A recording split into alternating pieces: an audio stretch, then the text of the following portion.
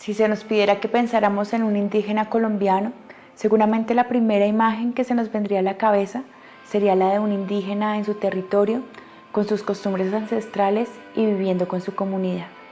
Pero no es así. No todos los indígenas en Colombia viven en su territorio. Hace 500 años empezó una historia de despojo, persecución y exterminio de los pueblos indígenas. Una historia que no se acaba, sino que por el contrario, hoy está más viva que nunca. Hoy los pueblos indígenas siguen resistiendo. Resisten la guerra que los desplaza, resisten a las multinacionales que quieren el oro de su territorio y resisten a las avionetas que los fumigan con glifosato. Hoy conoceremos la historia de los Buonán, uno de los 34 pueblos indígenas que han sido declarados en vía de extinción por la Corte Constitucional. Para hablar con ellos no tuvimos que ir a la selva o atravesar el río. Simplemente fuimos a buscarlos a sus casas en Ciudad Bolívar. Bienvenidos a Historias de Nadie. Esta noche, los últimos Buonán.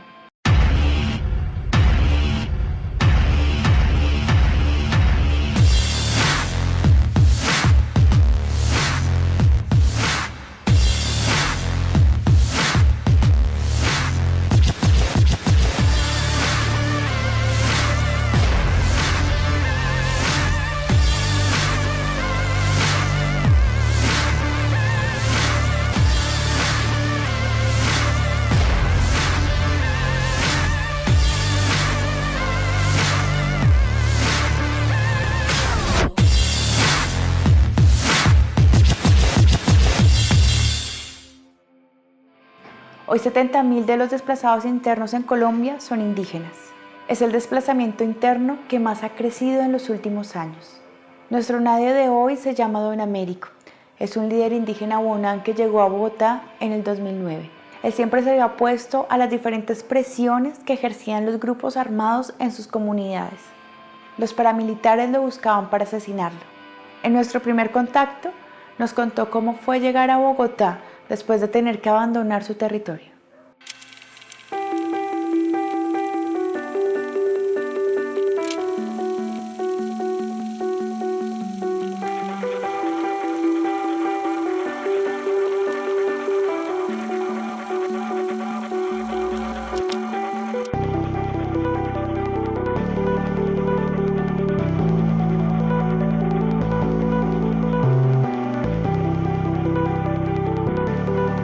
Nosotros somos de una comunidad Buonán, de un resguardo de San Antonio de Togromá, Quebrada, y queda cerca del municipio del Litoral del San Juan, del departamento de Chocó.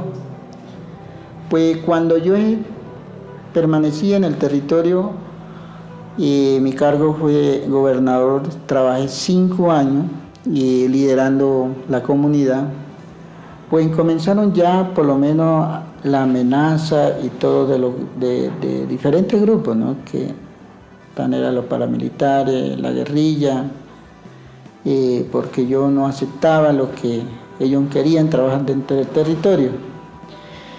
Y por eso fue que ya comenzaron a amenazar, y me dieron muy pocos días para que yo saliera del territorio. Pues por eso me tocó desplazar hacia Bogotá.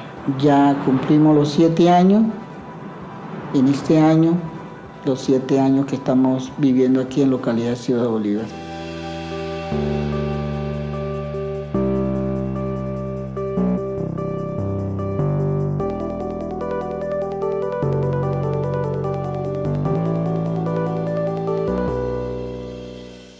Lo más duro fue para nosotros con la familia, mi señora, mis 3 hijos, a llegar sin recursos. Lo primero uno, por lo menos yo pensaba decía, ¿dónde voy a llegar? No tenía ningún conocido, dónde llegar y dónde quedar. Y una señora nos facilitó una habitación, pero esa habitación un apartamento donde estaba, no estaba terminada, estaba en obra negra. No teníamos ni cobija, no teníamos colchón, cómo dormir y todo eso. Y nos pudimos conseguir unos cartones para los otros 2 niños que durmieran. Y la señora nos regaló un colchón para los 6.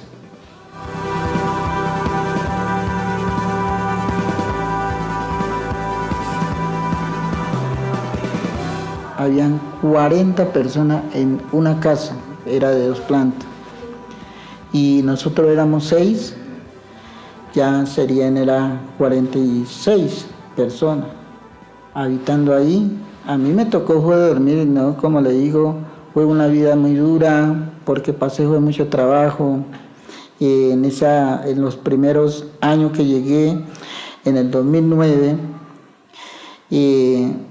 yo dormía allí a la salida de la puerta porque no había era una pieza para dormir porque todas las otras familias tenían ya ocupada todo eso.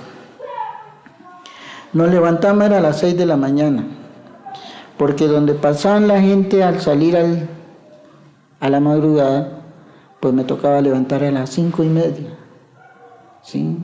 Porque no había más espacio donde dormir.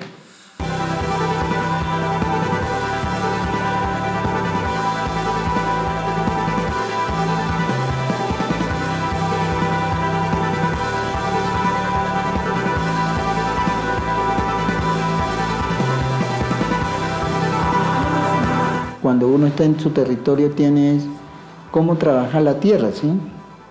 Y en qué puede sembrar en esa tierra, por lo menos la madre tierra donde da el maíz, que el plátano, que la yuca, el cacao, todo lo que es el arroz y la caña de azúcar. Y eso era lo que a nosotros los primeros días comenzamos a pensar cuando llegamos aquí abajo los vimos. Uno no sufre tanto de necesidad de alimento, porque uno mismo lo trabaja, lo cultiva, y uno mismo lo recoge y se comparte con los otros vecinos, con otros parientes y todo eso, pero acá no. Y acá tampoco a uno ni siquiera ni regalan ni un vaso de agua, sino todo es con dinero. Entonces eso era lo que para nosotros fue el primer día, la dificultad más grande que nos encontramos.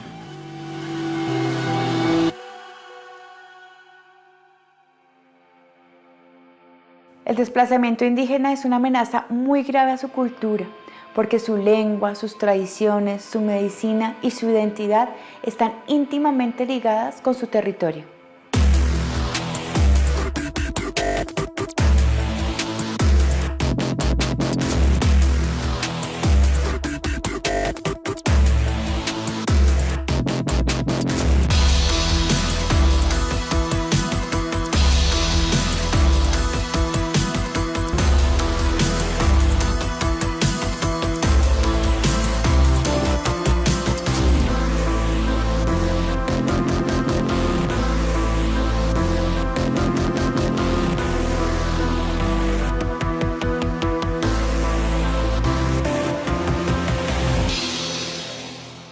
Un desplazado no pierde solamente su tierra, pierde muchísimo más, desde las pequeñas cosas hasta las más importantes.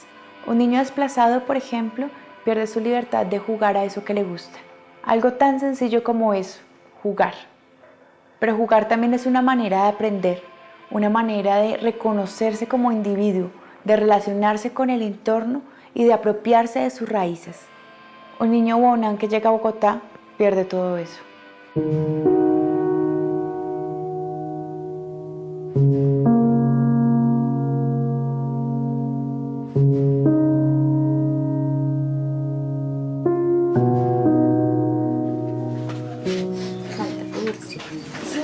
Aku enkon huan dui mana nem kawi ma nem inam awiro enkon hu apai mana oba mok favore num awi man si o odo num aban ma mutama hun pidaga uma mok kawi tama nem inam ma de kinga awito.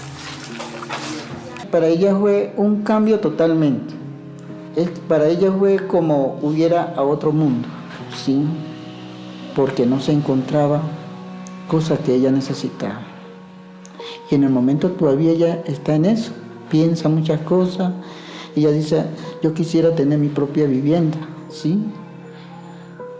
Ayer en la tarde decía, tuviéramos un lote de tierra, podíamos tener la comida, la papa o la yuca, algo lo podíamos tener, otro pedazo podíamos tener las plantas medicinales, todo eso. Entonces, como partida, Y además también la misma otra familia, ella también eran que conocen las plantas medicinales. Entonces todo fue aprendiendo esas enseñanzas. Y lo que un poco ella conoce es lo que ella del territorio conoció y lo que se aprendió. Mus aram dui comparawai amau aku kabat ma suprisi ma ajan kapanam jara mas jan sereu abadi si madau. Pero mur magnap mama manang wai dunyo heman patpon.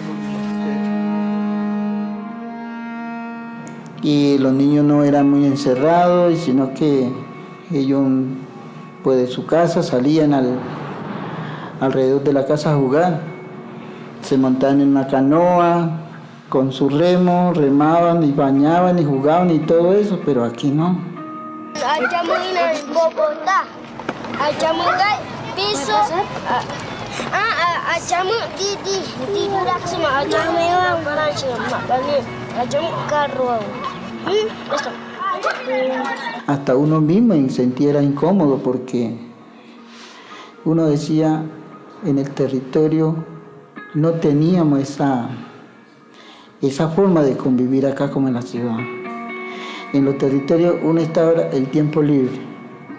Por ejemplo, no estaban tanto en los cuidados de los bebés, de los niños, de los más grandes, ¿sí?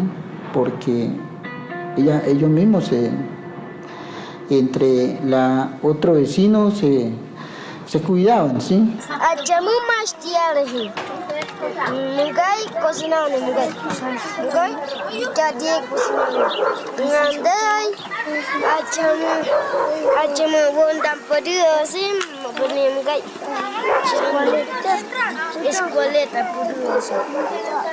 Mabani mugai domensi. Mugai mugai doe usim bani mugai oh jisito. Doe dono kete.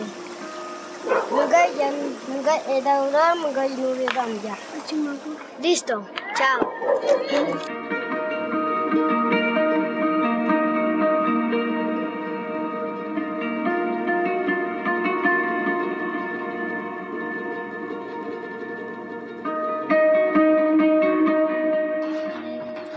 Wandam negon akta pus poder der awai negon eta marang owai king pierweho. Mai man wau nanta da apo kitem wandam purua aku negon hota man api gawa.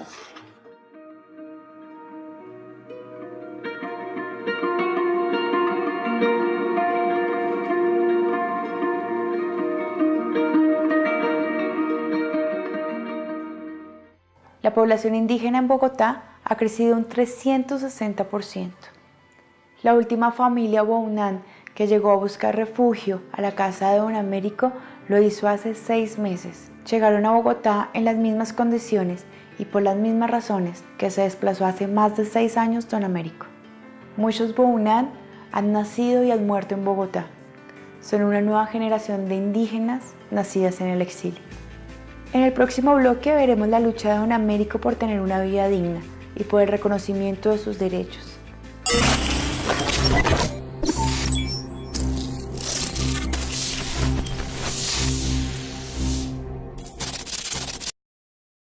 Don Américo y su familia, así como miles de indígenas que han sido desplazados por el conflicto, son víctimas y por tal razón sujetos de reparación.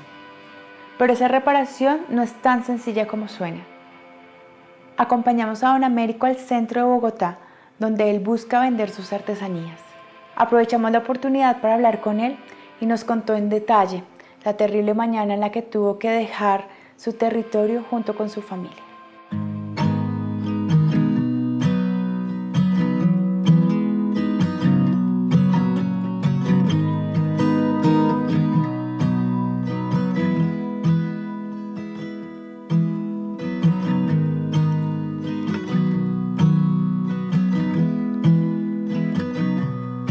Allá había otro gobernador líderes. Allá reciben una transferencia que el Estado da, el gobierno. Y en el momento el gobernador me pidió la colaboración para que lo acompañara hasta el municipio, a Docordó. Era un día viernes, en la mañana salimos, y yo llegando ahí al municipio me dicen, mire, Américo, te estuvieron buscando hace media hora, ahí al municipio. Pero yo digo, pero ¿por qué me tenían que ir a buscar? Porque yo no tenía ningún problema con nadie. Yo comencé como a presentir adentro de mi corazón, yo decía, ¿será que me van a matar? Y yo le dije al gobernador, salgamos rápidamente para el territorio, para la comunidad. Me dice, ¿pero por qué? Yo digo, no, salgamos porque me han dicho algunas cosas muy delicadas. Y él me pregunta nuevamente, ¿pero por qué? Le digo, mire, si no, que hace media hora o vinieron a buscar y están buscando para matar a mí.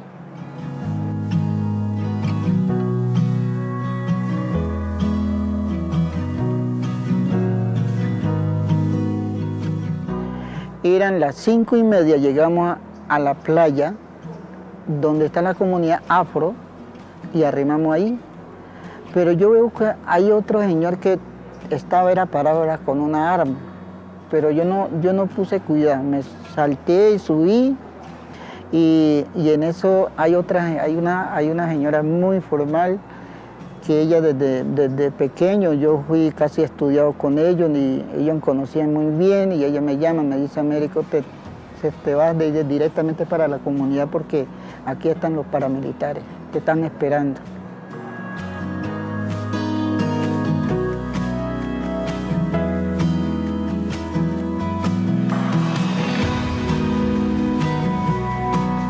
Y me dice otro señor, llega en el puente, me dice, súbate a la lancha rápidamente porque ya vienen a buscar a usted. ¿Sí? Así que no me dieron ni tiempo, no me dieron ni hora, que usted tenía que estar tanto día aquí para salir, no. Así es que al día siguiente yo salí, fuimos, en la noche llegamos y le comenté, me reuní con mis hijos y comencé a algunos familiares, le dije, mire, me toca salirme aquí de este territorio porque los paramilitares me van a matar. Yo no podía ni dormir, yo amanecí caminando en la casa, mirando a ver qué pasaba, pendiente de mis hijos, de mi señora y todo eso. Y al día siguiente le dije, tenemos que salir, ¿sí? Pero yo no sabía cómo salir porque en mitad de la salida, en la playa, mantenían esos grupos. Y si yo decía, y si yo salgo en la mañana o en la madrugada, de pronto me van a perseguir. Eso era lo que primero comencé a pensar. Dije, no quiero no morir, no quiero que me mate a mis hijos, ni a mi señora, ni a ningún familiar. Y tan de bueno ese día, otro señor llegó, un agente conocido. Le dije, mire, me está pasando esto. Yo, no, lo vamos a sacar de aquí hasta Ocordó. Así es que del territorio, como a las 5 de la mañana, nos desplazamos a Ocordó. Así es que me tocó aventurarme como sea para salvarme la vida de mis hijos. Y no tenía los recursos para salir. Yo decía, pero ¿cómo? ¿Con qué voy a ir? Pero fue muy duro, con miedo, con temor. Cuando yo llegué al terminal de Buenaventura no podía ni salir, solamente quedamos encerrados y tampoco no teníamos los recursos para los alimentos. Una señora nos regaló del terminal, ya éramos conocidos también, me dijo, no, pues si no han desayunado, yo te voy a conseguir unos panes, voy a conseguir una gaseosa, y nos regaló, y con eso yo no comí nada, ni mi señora, solamente le dimos para los hijos, porque mi señora era llorar, llorar, llorar. ¿Sí? Pues dejar es muy duro uno, porque para poder conseguir eso hace con mucho sacrificio, ¿sí? Con mucho sacrificio uno hace para poder sostener a la familia y todo eso. Entonces ella ponía a llorar. Ya eso, el problema para nosotros es, y por causa de eso estamos acá en Bogotá.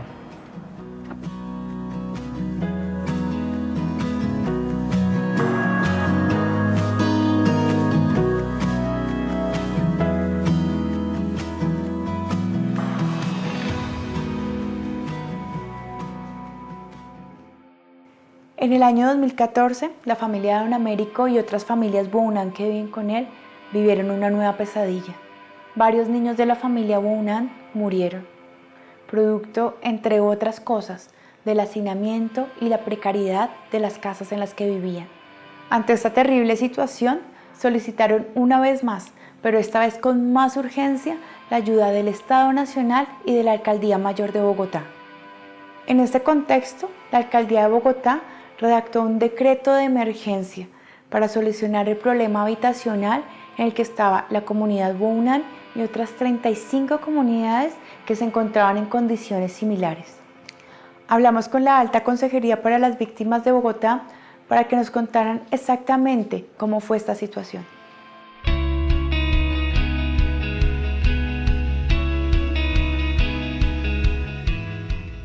La comunidad indígena Huaunán efectivamente tuvo una emergencia sanitaria que fue muy crítica el año pasado porque llevó la trágica consecuencia del fallecimiento de niños. En estos momentos han fallecido 4 niños Huaunán. En el momento en que se expedió el decreto había fallecido 2 niños Huaunán en primera infancia y era un tema de enfermedad respiratoria aguda, causada por muchas circunstancias, por la infraestructura de las viviendas donde viven, por el hacinamiento, porque en una casa para una familia de 5 personas vivían 20 personas, ¿sí? A raíz de la crisis que nosotros vimos, empezando por los Huaunán, por ejemplo, que vivían en condiciones absolutamente lamentables, insalubres, en donde hubo incluso situaciones trágicas como la muerte de un niño, de un menor, y este decreto lo que ha hecho es lograr que se puedan relocalizar con recursos del distrito en condiciones de mucha mayor dignidad. Quien implementa la relocalización es la Caja de Vivienda Popular, es decir, quien paga los arriendos. Desde julio aproximadamente del año pasado al día de hoy se han pagado 94 viviendas, ¿sí? Eso aproximadamente cobija unas 100 a 102 familias de la comunidad Huaunán. Ellos están ubicados principalmente en la localidad de Ciudad Bolívar. Mira, para Bogotá, cuando ellos están en la ciudad, debe primar garantizar sus derechos. O sea, ellos llegan a la ciudad y entonces hay que trabajar porque reciban su ayuda humanitaria inmediata, porque reciban su alimentación, porque se les dé un lugar adecuado para vivir, etcétera. Adecuado entre comillas, porque no, digamos, la ciudad no tiene, digamos, primero la ciudad no tiene predios casi, o sea, la ciudad, uno de los principales problemas para el tema de vivienda es que Bogotá no cuenta con suficiente suelo. Y el alcalde siempre ha querido que la población víctima no viva en los extramuros y en la marginalidad, por eso toda la pelea con el gobierno nacional. A las comunidades indígenas, ellos tienen un decreto especial que es un decreto ley, que es el decreto 4633 del año 2011. Ese decreto de comunidades indígenas habla del territorio como una víctima más. Cuando hablamos de reparación integral para comunidades indígenas, en el marco del espíritu del 4633, la reparación se daría con el retorno de la comunidad a su territorio, que eso no es solamente devuelvas, eso es garantías de no repetición, eso es garantía integral de los derechos de las comunidades en sus territorios, porque el tema no es váyase, sino que puede llegar allá y las dinámicas de la guerra pueden hacer que se provoquen nuevos desplazamientos forzados, como lo que ha venido ocurriendo durante estos últimos años. El deber de reparar está en el gobierno nacional. Nosotros hemos ido más allá de nuestras responsabilidades legales, que la responsabilidad legal de Bogotá, la más grande, es la ayuda humanitaria inmediata. Sin embargo, hemos creado el programa de representación legal, estamos en procesos de reparación colectiva, atendemos casos como el de los Embera al retorno. Digamos, hemos hecho una serie de tareas complementarias a las responsabilidades del gobierno nacional que van incluso más allá de nuestra absoluta responsabilidad. Entonces, nosotros no podríamos hablar de reparación integral así en esas condiciones, porque reparación integral, para mí, en el caso de una comunidad indígena, sería que pudieran volver a su territorio, que pudieran disfrutar de su cultura, de que no se fraccionaran estas comunidades como se han ido fraccionando, llegando a estas grandes ciudades en donde los niños acostumbrados a un hábitat de la naturaleza terminan trepándose por las ventanas de los albergues. O sea, es una cosa, porque yo vi a los emberas, los niños en veras cómo jugaban trepándose por las ventanas, porque yo creo que añoraban el árbol, añoraban otro hábitat, y digamos, ahí no se puede hablar de una reparación integral. Nosotros lo que estamos haciendo es tratando de minimizar el impacto del desplazamiento, del choque cultural, del tema humanitario, pero que nosotros podamos decir reparamos integralmente a una comunidad indígena en Bogotá, eso no es cierto, eso no es así. Esta administración, la Bogotá Humana, ha hecho un avance muy importante, pero hablar de reparación integral con todos esos componentes en la ciudad es muy complejo, más aún cuando la reparación no es una competencia directa del ente territorial, sino que se tiene que articular con la nación, ¿sí? O sea, es como un trabajo en conjunto y en equipo, pero donde principalmente tiene que mediar la acción y la intervención de la nación.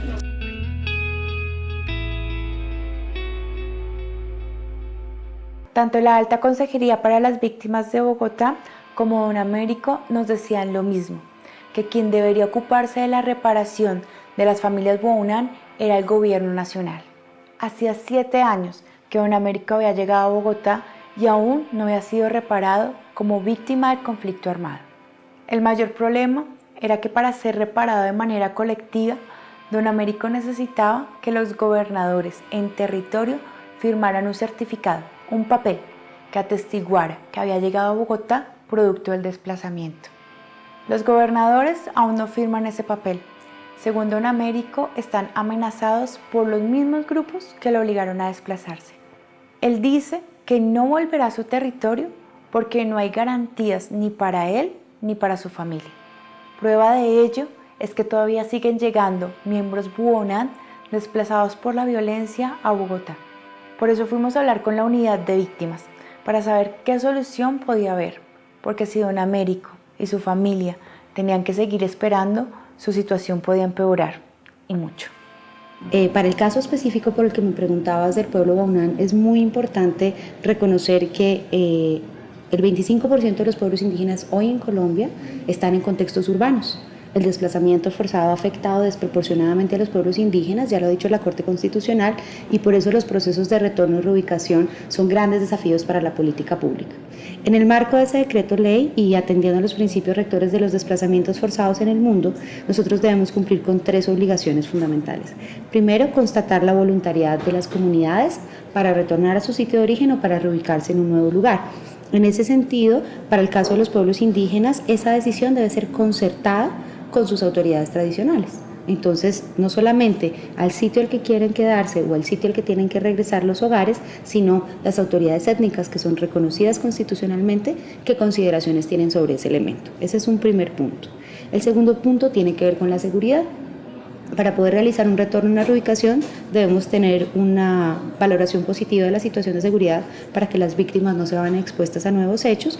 Como Don Américo no quiere ni puede volver, le preguntamos si un indígena fuera de su territorio tiene los mismos derechos que un indígena dentro de su territorio. En el caso de los pueblos indígenas y de los grupos étnicos, tienen derechos individuales y derechos colectivos. En ese sentido, por ejemplo, dentro de los derechos colectivos fundamentales que tienen los grupos étnicos está el derecho fundamental a la consulta previa. En ese sentido, estar en territorio es una garantía para que tú puedas, como colectividad, ejercer ese derecho fundamental. Nosotros actualmente desarrollamos para los planes integrales de reparación colectiva 29 procesos de consulta previa con el apoyo del Ministerio del Interior en todo el país, para garantizar esos derechos a la indemnización, a la restitución de derechos territoriales, a la rehabilitación, la satisfacción y las garantías de no repetición para colectivos étnicos, pueblos y comunidades, indígenas, afros, gitanos. Ese es un derecho fundamental del que se goza efectivamente en territorio. Ahora bien, todos los individuos en Colombia, hombres, mujeres, niños y niñas, gozan de los mismos derechos como ciudadanos y ciudadanas, pero efectivamente para los grupos étnicos hay una gama de derechos colectivos que adquieren su máxima expresión cuando están en sus territorios. Entonces entendemos que si Don Américo pudiera regresar, tendría más derechos colectivos. Entonces seguimos indagando en eso, porque ¿qué pasa con Don Américo y con miles de indígenas que no pueden regresar? Con un porcentaje tan alto hoy de pueblos indígenas en contextos urbanos, hay una propuesta Y hay una propuesta que han trabajado conjuntamente el Ministerio del Interior y las organizaciones y que se debate en un espacio que se llama la Mesa Permanente de Concertación. Con la Mesa Permanente de Concertación se acuerdan las agendas legislativas y las políticas públicas para los pueblos indígenas, y allí esas grandes organizaciones nacionales, la UNIC, la OPIAC, autoridades tradicionales, AICO y demás, Confederación Indígena Tairona, entre otras, ellos logran abordar una problemática tan compleja como esa. ¿Por qué? Porque efectivamente la legislación hasta el año pasado no permitía el reconocimiento de cabildos urbanos. Entonces, una propuesta para resolver efectivamente que las comunidades indígenas en contextos urbanos puedan reproducir su esquema de gobierno propio y efectivamente, si así lo desean, tomar distancia de los lineamientos de sus autoridades tradicionales en territorio, está en ese lugar de discusión. Constituir un cabildo, ¿qué significaría? Significaría, entre otras cosas, que Don Américo constituya un gobierno autónomo y que su territorio desde ese día sea Bogotá. Pero esto no es muy fácil. Es muy bajo el número de cabildos urbanos que se han legalizado en Bogotá. Si Don Américo lleva 7 años en Bogotá, por lo menos lleva 6 años buscando conformar un cabildo. Si él no puede volver a territorio, si el certificado de los gobernadores indígenas no llega, y si conformarse como cabildo es tan difícil, entonces ¿qué puede hacer? ¿Qué puede hacer entonces Don Américo? Ellos, como hogares víctimas de desplazamiento forzado, tienen derecho a unas medidas. Ellos van a recibir su indemnización como víctimas del desplazamiento forzado, como hogar, aquí o allá. Eso no cambia. Eso no cambia, exactamente. Ese derecho no se ve modificado. Lo que sí ocurre es que los procesos de reparación colectiva, étnicos especialmente, se producen con el conjunto del colectivo y la comunidad. Y esas medidas de reparación colectiva se implementan en territorio. Julia Mandarriaga dice después de un largo rato de entrevista algo que nos sorprendió.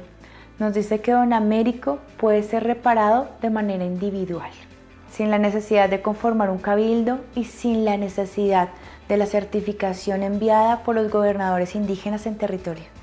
Lo increíble es que Don Américo no sabía esto. Durante 7 años buscó reparación y nunca supo que había otro camino. Le preguntamos a Julia qué había sucedido. ¿Por qué no lo han hecho? No han tomado la decisión y nosotros seguimos respetando el ejercicio de concertación de las autoridades de territorio con los hogares víctimas de desplazamiento. ¿De Don Américo con los gobernadores? Si no puede ser autónoma. Sí puede ser autónoma. Él puede distanciarse de las autoridades y firmar un acta de voluntariedad como un hogar. ¿Qué debe hacer Don Américo para que eso suceda? Proceder con la firma del acta de voluntariedad de reubicación en la ciudad de Bogotá. Antes, Comunidad de Víctimas o Ministerio del Interior. Con nosotros. Apenas salimos de la entrevista, llamamos a Don Américo y efectivamente nos confirmó que él no sabía nada de esto. No sabía que podía ser reparado individualmente. Él nos dijo que jamás le habían mencionado esta posibilidad, pese a que él, junto con varias familias Bounan, ya habían tomado la decisión hace rato de quedarse aquí. No importaba ya qué había sucedido y por qué había pasado tanto tiempo Don Américo sin conocer ese detalle. Lo que hicimos fue reunirnos con él e ir juntos a la unidad de víctimas para ver si esta promesa era cierta. Pero esto lo vamos a ver en el próximo bloque. Ya volvemos.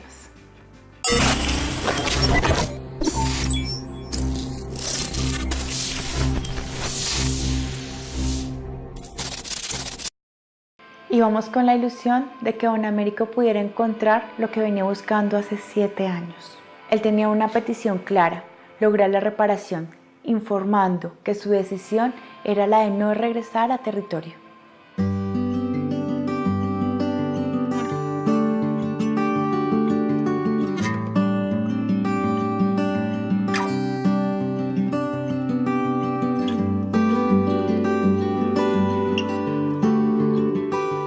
Usted como persona individual tiene su documento de identificación y como cabeza de hogar víctima de desplazamiento forzado, usted puede tomar la decisión sobre dónde quedarse o hacia dónde dirigirse. Lo que es ideal, porque ustedes son varios hogares, ¿sí?, del mismo pueblo, es que con las autoridades llegaran a un consenso, porque ustedes son una unidad cultural. Y entonces desde el Estado lo que quisiéramos es acompañarlos a que encuentren una solución armónica que a usted le permite estar tranquilo. Si usted no quiere volver por los recuerdos, por el dolor, usted está en todo su derecho de quedarse en otro sitio. Yo lo comprendo. Sí. Es muy duro salir de territorio, pero cuando uno sale es porque algo grave ocurrió. entonces nadie está obligado a volver, pero sería importante que las autoridades reconocieran eso y estuvieran de acuerdo, porque de lo contrario ustedes van a estar durante mucho tiempo sin saber si aquí o allá, y creemos que sería importante que ustedes pudieran tomar decisiones. Julián, un paréntesis, Julián, él me decía que él lleva 6 años como esperando, ¿sabes? Como que se resolviera el tema de las autoridades. Pero tú me decías la vez pasada que posiblemente él puede hacer otra ruta que sería como individuo. Pero como hogar, sí. Usted con su hogar, los demás hogares, cada uno tendría que decidir por separado. Entonces nosotros privilegiamos la toma de decisiones colectivas porque los pueblos indígenas son colectivos y creemos en la fortaleza de eso. Sin embargo, cada hogar tiene derecho a tomar una decisión. Si usted, don Américo, quiere tomar una decisión por fuera de las autoridades, como hogar víctima de desplazamiento forzado, puede hacerlo. Bueno, una pregunta. Sí, señor. Claro, esto no, desde el principio no me habían aclarado. Por lo menos yo no sabía bien al fondo de todo esto. Bueno, pero en una reunión desde que comenzamos una mesa gobernal, sí, señor. Y eso desde ahí de cada institución nos decían que todos debían ser colectivos, ¿sí? Sí, señor. Porque y si yo hacía individuales, pues podía haber algunas dificultades, algo de todo eso. Sí, señor. Pero yo digo, ya son 7 años que cumplí aquí. El 4 de este mes cumplimos 7 años. Y de los 7 años que vengo es pidiendo el apoyo para que nos resuelvan la situación de nuestros problemas de vivienda en todo. Pero lo que siempre pues nos han dicho que tienen que primero es conseguir la certificación de la autoridad territorial. Pero doctora, para nosotros es un poco difícil y mucha dificultad hay dentro, tanto territoriales, no como víctimas, los que vivimos acá no tenemos ningún problema, ¿sí? Pero lo que nos ponen la barrera es la misma autoridad territorial, ¿sí? Y aún eso es lo que yo quiero entender. De los 7 años, y si seguimos esperando, ¿qué va a pasar con la familia víctima que vivimos aquí en Bogotá? El segundo, no queremos retornar.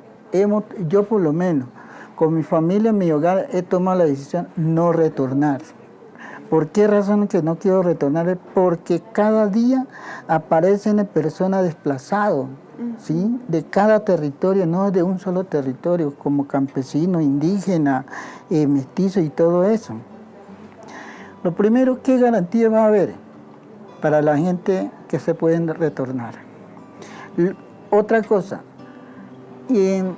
lo que dejé allá ya no existe, todo se perdió.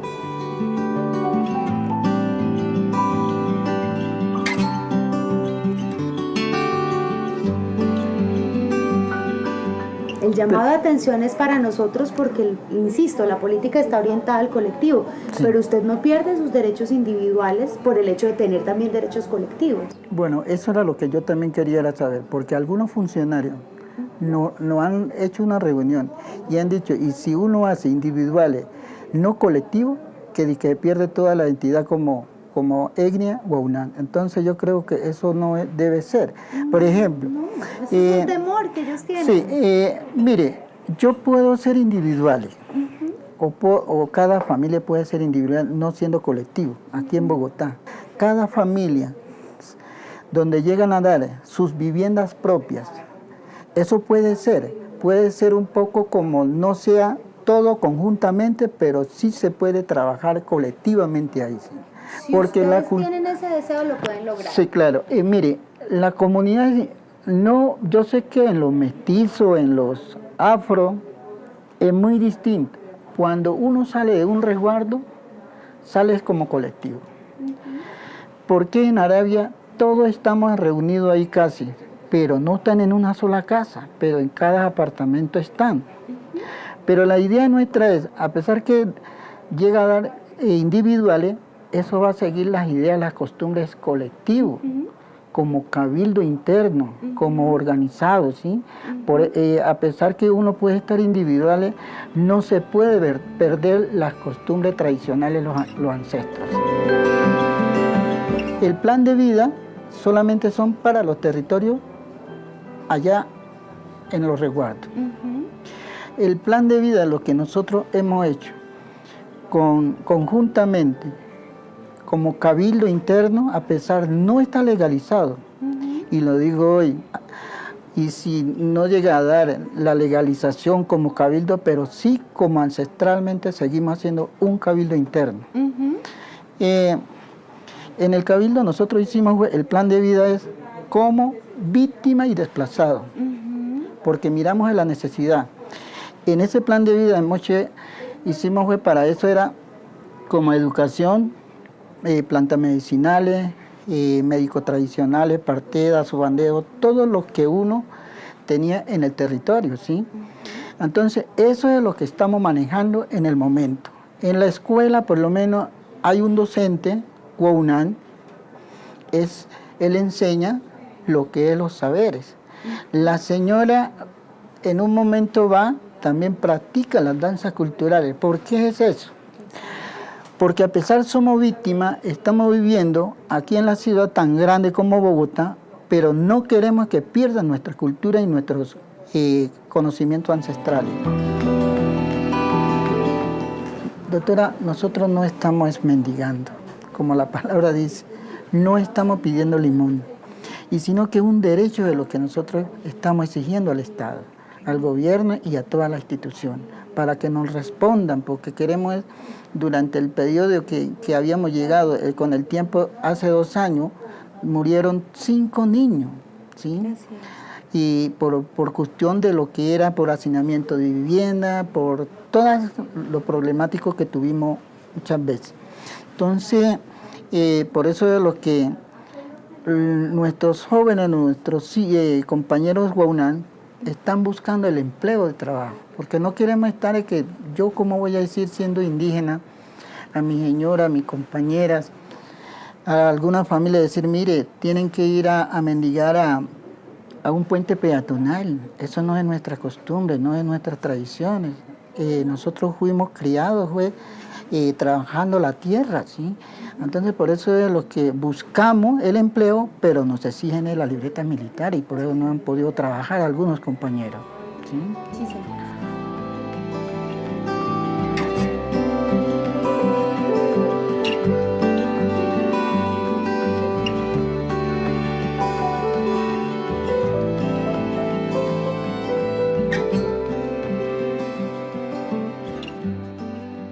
Finalmente, el proceso de reparación pudo iniciarse.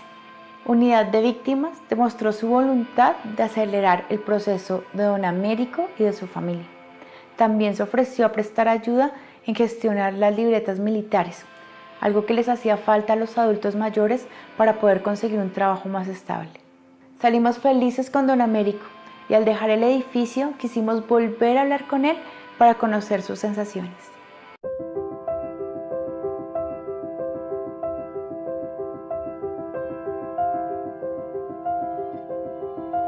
Uno piensa, dice, pero ya llevo tantos años de tiempo gestionando, pidiendo la colaboración, el apoyo a las instituciones, y eso es un poco hace unos 3 años, y en un momento dado dicen que sí van a dar la respuesta. Uno siente como una alegría, y pues esa es la gestión que uno hace para toda la gente, ¿sí?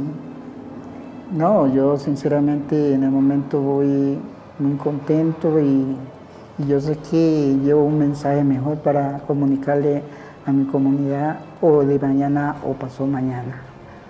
Sí, me siento muy contento con todo esto, lo que hemos hecho hoy, el día de hoy.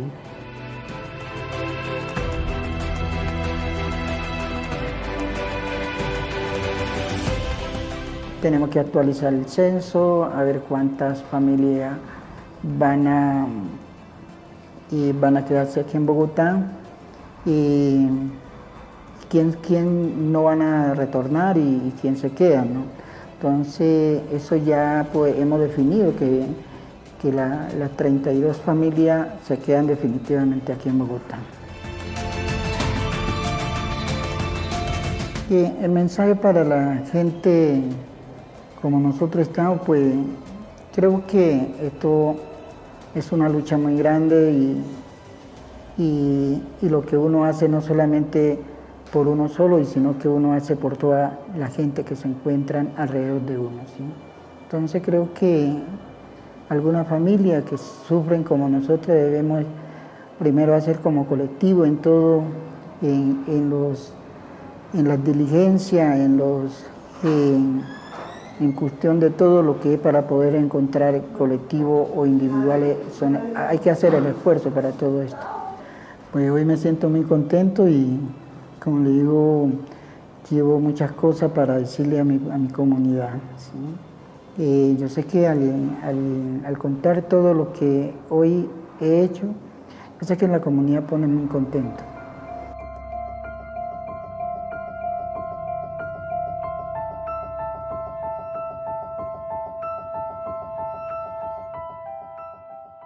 La historia de nadie terminó con un final feliz. Sin embargo, no dejamos de preguntarnos qué hubiera pasado si esta información hubiera llegado de una manera más clara hace algunos años. Seguramente se les hubiera evitado a la familia de Don Américo muchísimas angustias. El tema de la muerte de los niños fue algo que nos preocupó en gran manera, pero sobre todo lo que nos preocupó es que murieron en manos del Estado, en manos del ICBF. Ya entregamos los expedientes al instituto y estamos esperando que nos den una respuesta, porque la familia de Don Américo también quiere saber por qué razón murieron estos niños. Muchas gracias por acompañarnos, muchas gracias por querer conocer estas historias de nadie. Hoy queremos darle un agradecimiento especial al colectivo de Ojo al Sancocho, porque sin ellos hubiera sido imposible hacer esta crónica. Les dejo un abrazo, los espero de hoy en 8 días con otra historia de nadie. Muchas gracias.